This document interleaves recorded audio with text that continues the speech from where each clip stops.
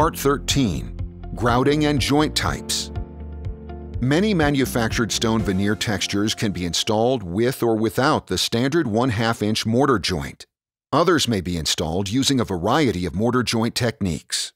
Among the most popular installation techniques are tight-fitted stone without a mortar joint, standard 1/2 inch mortar joint finished in a variety of ways, such as raked, full-to-face, over-grouted, and wide joint.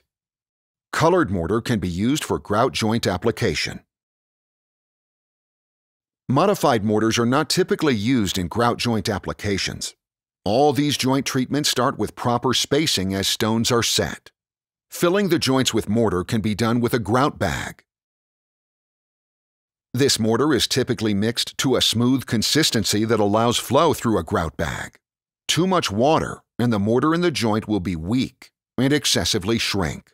Some setting bed mortar squeeze-out may interfere with your joint mortar. During installation, remove that squeeze-out, or rake it out when it becomes crumbly. Do not disturb the stones as you rake and remove mortar. Do not grout more joints than you will be able to keep up with. Tooling mortar too early or too late changes the appearance. When mortar is thumbprint hard, you can begin tooling. Depending on the desired joint look, tooling the joint can be done with a metal jointing tool or even a wood stick. Strike your joints with sufficient pressure to compact mortar and remove any voids. This is also time to shape mortar to achieve the desired look and durability.